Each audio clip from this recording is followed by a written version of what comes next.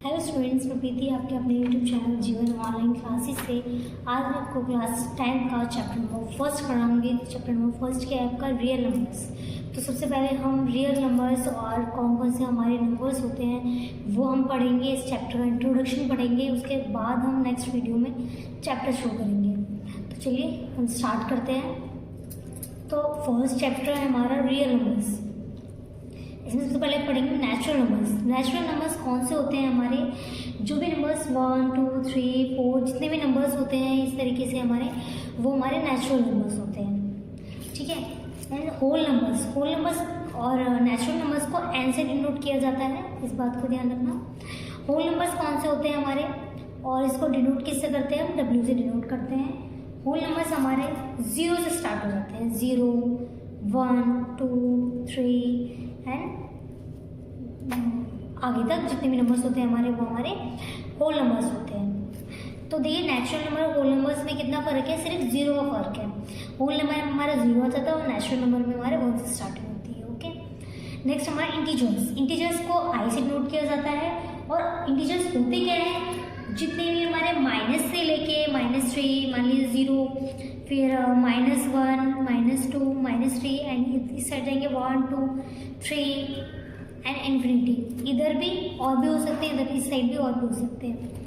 तो जो भी हमारे माइनस के यानी कि नेगेटिव एंड पॉजिटिव, या नेगेटिव लिख कर सकते हैं नेगेटिव एंड इस साइड पॉजिटिव एंड ऑल्सो 0, ये हमारे क्या कौन से नंबर्स होते हैं? इंटीजर्स कहते हैं इनको, ठीक है। तो नेचुरल नंबर्स हमारे नंबर्स होते हैं पॉजिटिव वाले। होल नंबर्स में हमारा 0 आ जाता है एंड इंटीजर्स में हमारे नेगेटिव 0 एंड पॉजिटिव तीनों नंबर्स होते हैं। अब आते हैं हम रियल नंबर से, जो कि हमारा चैप्टर का नाम भी है रियल नंबर। तो रियल नंबर ही हमारा क्या होता है? रियल नंबर हमारा होता है, इसमें हमारे rational numbers, rational and irrational number दोनों ही नंबर्स आते हैं। आपको याद आ रहा हो तो रैशनल और इरेशनल नंबर आपने 9th क्लास में पढ़ा है कि रैशनल नंबर्स कैसे निकालते हैं, इरेशनल नंबर्स कैसे निकालते हैं, वो निकालना आपने इसमें सीखा ही है, ठीक है। तो मैं नेक्स्ट में बताती हूँ। देखिए रैशनल नंबर्स होते क्या हैं। तो सबसे पहले रियल नंबर्स को आर से डिनोट किया जाता है एंड रैशनल नंबर्स को क्यू से डिनोट किया जाता है, ठीक है। तो मैं इसमें बताती हूँ रैशनल नंबर्स हमारे कौन से नंबर्स होते हैं? जिन नंबर्स को हम p/q की फॉर्म में लिख सकते हैं, जिन नंबर्स को p/q की फॉर्म में लिख सकते हैं और उसमें q not equal to 0, q जो है वो हमारा 0 नहीं होना चाहिए, वो सारे नंबर्स हमारे क्या होते हैं? रैशनल नंबर्स होते हैं। जिसके मान लीजिए अगर मैंने 2 लिया, इसके नंबर्स के नीचे हमेशा 1 होता ही होता है, तो 2 के नीचे भी हमारा 1 हो गई, तो ये भी क्या कौन सा नंबर होगा? ये भी हमारा रैशनल नंबर होगा। 2/3 ये भी हमारा एक तरीके से रैशनल नंबर है। माइनस भी हो सकता है, हमारा माइनस में भी कोई भी नंबर होगा वो भी हमारा रैशनल नंबर हो सकता है, ठीक है। तो ये हमारे रैशनल नंबर्स होते हैं। अब इरेशनल नंबर्स हमारे कौन से होते हैं? देखिए इरेशनल नंबर्स होते हैं आर, इसको क्यू डैश से नोट किया जाता है। इसमें r not equal to 0 can not be expressed p/q form. इसको हम p/q की फॉर्म में नोट नहीं कर सकते। और जो हमारा r है यानी रिमाइंडर इसमें हमारा कभी भी 0 नहीं होगा। और p/q की फॉर्म में जब भी हम इसे नोट करेंगे, पहली बार तो कर ही नहीं सकते क्योंकि इसके जो आंसर्स आते हैं हमारे वो ऐसे आते हैं कि उसे हम कर ही नहीं सकते। जैसे कि एग्जाम्पल में अगर ले लूँगी तो जैसे कि ये हो गया, मान लीजिए 8.012 0 1 2 3 0 1 2 3 4। देखिए हर बार एक नंबर एक्स्ट्रा जुड़ रहा है। देखिए 0 1 2 3 एंड यहाँ से 0 1 2 0 1 2 एंड यहाँ से जुड़ गया 0 1 2 3 नंबर नहीं हो सकता है, ठीक है। ये हमारे सारे रैशनल नंबर्स हो गए। देन प्राइम नंबर्स क्या होते हैं? Greater than 1 which are divisible by 1 and the number it has 2 factors. एक तो वो ग्रेटर देन 1 और डिविजिबल बाय 1 एंड खुद से डिवाइड होना चाहिए। जो भी नंबर्स 1 से बड़े होते हैं, ग्रेटर देन 1 से नंबर्स बड़े होंगे, उनके फैक्टर क्या होना चाहिए? एक तो खुद से 1 से डिवाइड होना चाहिए और वो खुद के नंबर से भी डिवाइड होना चाहिए। एग्जाम्पल के लिए लेते हैं, जैसे मान लीजिए मैंने 2 लिया है यहाँ पे, तो 2 देखिए 1 के टेबल में भी आता है और 2 खुद के टेबल में भी 2 आता है, तो इसलिए प्राइम नंबर 2 हो गया। 3 भी ऐसा ही है, 1 के टेबल में आता है, खुद के टेबल में आता है। अगर मैं 4 की बात करूँ तो 4 किस किस टेबल में आता है, देखिए 4 जो है हमारा 1 के टेबल में भी आता है और 2 के टेबल में भी आता है और 4 के। यहाँ पे कितने फैक्टर्स हो गए, 1 2 3 टेबल्स में आता है ना, इसलिए 4 प्राइम नंबर नहीं है। प्राइम नंबर के लिए कितने फैक्टर्स होने चाहिए, सिर्फ 2। जो 2 नंबर्स नहीं आता वो 2 ही फैक्टर्स हो उसके, ठीक है। इसलिए 2 3 एंड 5 7 9 भी नहीं ले सकते हैं हम, क्योंकि 9 1 में 3 में एंड 9 में भी आता है, इसलिए 11। ऐसे और भी हो सकते हैं, ठीक है। नेक्स्ट देखते हैं composite numbers, natural numbers which divisible by 1 itself and any other. इसका मतलब है जितने भी नंबर जिनके फैक्टर्स मोर देन 2। पहली बात तो देखिए इसमें क्या था, प्राइम में 2 फैक्टर्स होने चाहिए, इसमें 2 से ज़्यादा होना चाहिए।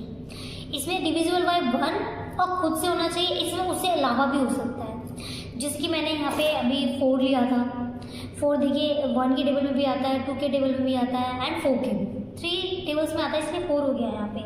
और कौन सा नंबर हो सकता है हमारा, 8 हो सकता है हमारा और 9 हो सकता है, ऐसे हमारे और नंबर्स हो सकते हैं, ठीक है। लेकिन देखिए 1 जो है हमारा ना तो प्राइम नंबर है हमारा 1 और ना ही हमारा कंपोजिट नंबर है 1। क्यों नहीं है, इसलिए नहीं है क्योंकि देखिए 1 के लिए अगर हम प्राइम नंबर की बात करें तो 2 फैक्टर्स होने चाहिए।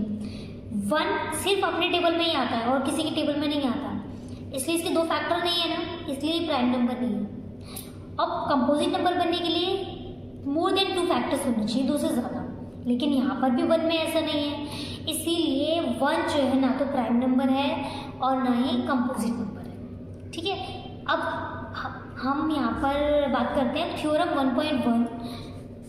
इसमें आप इसी के अकॉर्डिंग आप क्वेश्चंस करेंगे। 1.1 जो है इसी पर बेस्ड है आपके, तो इसको ध्यान से समझिएगा, इससे रिलेटेड क्वेश्चन आप 1.1 में पूरे भी करेंगे, ठीक है। तो थ्योरम 1.1 क्या है, हमारी यूक्लिडियन डिवीजन लेमा, ठीक है। इसमें क्या है, इसका मतलब given positive integers a and b their exit unit integers q and r satisfied.